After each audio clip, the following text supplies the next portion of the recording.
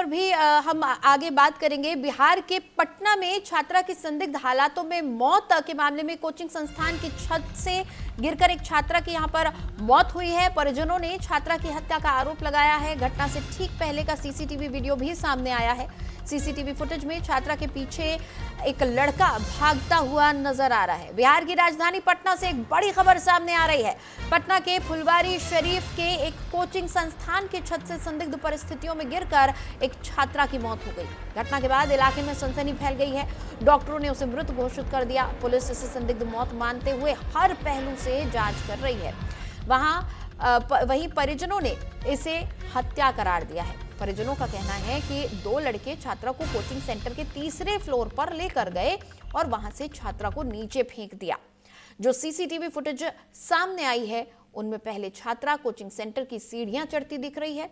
इसके बाद एक लड़का छात्रा के पीछे भागता दिख रहा है। ऐसे में मामला संदिग्ध लग रहा है।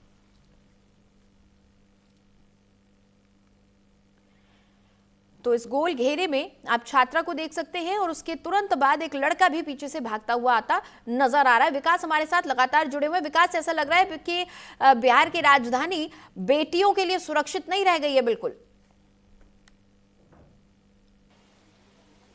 जी बिल्कुल, सिर्फ बिहार की राजधानी नहीं, पूरे बिहार से इस तरह की तस्वीर आ रही है कि बच्चियों के साथ दुष्कर्म, बेटियों के साथ दुष्कर्म और उसके बाद उसकी हत्या। अब मैं यहाँ बहुत चीज़ें जो सामने आई हैं इस घटने में बहुत क्लियर बता दूं। ये भी नीट की छात्रा थी, नीट की तैयारी कर रही थी और जब इसके 100 मिले, जहाँ पर गिरने की बात कही जा रही है वहाँ पर खून के धब्बे भी नहीं मिले। यानी आप अगर किसी छत से गिरेंगे तो वहाँ खून के धब्बे मिलेंगे, खून के धब्बे नहीं मिले। और कई नुकीले हथियारों से शरीर पर जख्म भी इस छात्रा के शरीर पर मिले हैं। हालांकि पुलिस इसमें इन्वेस्टिगेशन कर रही है और इसी को लेकर जो है आज बिहार विधानसभा में विपक्ष ने सरकार को जमकर घेरा।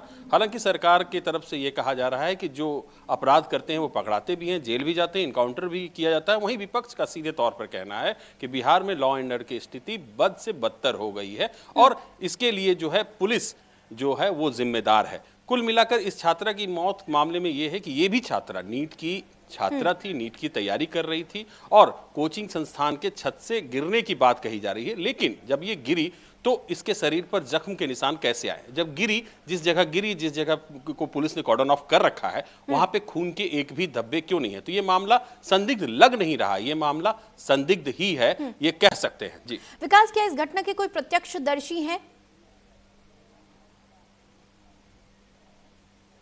देखिए, इसमें इस घटना में एक सीसीटीवी फुटेज सामने आया है जो सीढ़ियों का है। और उसके अलावे इस मामले में जो है पुलिस अभी इन्वेस्टिगेशन कर रही है। हालांकि परिजनों ने सीधे तौर पर यही आरोप लगाया है कि जब मेरी छात्रा छत से कूदी है तो उसके शरीर पर जख्म के निशान कैसे हैं? ये भी नीट की छात्रा है, उसके शरीर पर जख्म के निशान है और धारदार जो हथियार होते हैं उसके जख्म के निशान है। तो ऐसा प्रतीत होता है कि पहले इस पर शायद हमला किया गया होगा, उसके बाद वो वहां पर पहुंची है। विकास, अगर ये कोचिंग में ये घटना हुई है, कोचिंग में कुछ और बच्चे होंगे, कोचिंग का टीचिंग स्टाफ होगा, किसी ने इस छात्रा को देखा होगा। छात्रा उस दिन किस वक्त आई थी, कैसी उसकी मनोस्थिति थी, इस बारे में क्या बता रहे हैं लोग? देखिए, इस कोचिंग संस्थान में कई फ्लोर में क्लासरूम हैं और जिस फ्लोर पे ये छात्रा थी उस फ्लोर पर उस वक्त जो है वो क्लास नहीं चल रहे थे, उसके नीचे वाले फ्लोर पे क्लास चल रहे थे। तो ये छात्रा वहां गई क्यों जब क्लासरूम बंद था, क्लास चल नहीं रहा था उस फ्लोर पे?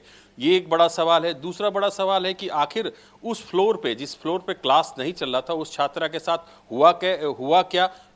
तीसरा जो सबसे अहम है वो ये है कि इस छात्रा के शरीर पर धारदार हथियार के जख्म के निशान कैसे हैं? और चौथा सबसे महत्वपूर्ण बात, जो डॉक्टरों से बात हुई, जो फॉरेंसिक एक्सपर्ट से हमारी बात हुई, उनका कहना है कि अगर छत से गिरने से किसी की मौत होती है तो खून जहां पर व्यक्ति गिरता है वहां पर खून के धब्बे मिलते हैं। लेकिन इस केस में ऐसा बिल्कुल नहीं है, एक भी खून का धब्बा नहीं मिला है। जी विकास, जिस वक्त ये छात्रा छत से नीचे गिरी है, इसको जमीन पर पड़ा हुआ कुछ आसपास के लोगों ने देखा होगा। अचानक से अफरा तफरी मची होगी अगर कोई लड़की छत से गिर जाती है। क्या बता रहे हैं लोगों ने, क्या देखा? किस तरीके का ये क्षेत्र है जहां पर ये कोचिंग सेंटर है?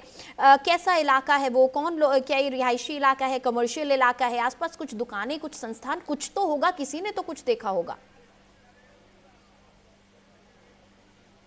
जी बिल्कुल, ये एक कमर्शियल इलाका है और एम्स के आसपास स्थित है ये इलाका। और वहां पर चहलकदमी ज्यादा रहती है और लोगों ने ये देखा कि एक बच्ची छत से गिर रही है, लेकिन गिरने के बाद जो है जो थोड़ी भी सुगबुगाहट या थोड़ी भी जो जान बची होती वो लोगों ने नहीं देखा। जो सूत्र बता रहे हैं उसके हिसाब से लोगों ने देखा कि छत से एक छात्रा गिरी और जिस स्थिति में गिरी उसी स्थिति में पड़ी रही। यानी ये माना जा सकता है कि ये पूरा का पूरा मामला संदिग्ध है, और संदिग्ध इसलिए भी बन जाता है ये मामला क्योंकि अगर छत से गिरने के बाद शरीर पर धारदार हथियार के जख्म के निशान हो ही शरीर नहीं। पर धारदार हथियार, जिस जगह पर लड़की गिरी है, जिस जगह पर ये छात्रा गिरी है, उस जगह खून का एक भी कतरा ना होना इस पूरी घटना को संदिग्ध बना देता है। सवाल इस मामले में भी कही है, जवाब का इंतजार है और उस जवाब के लिए गहन तफ्तीश होना बहुत जरूरी है। बहुत शुक्रिया विकास इस पूरी जानकारी के लिए आपका।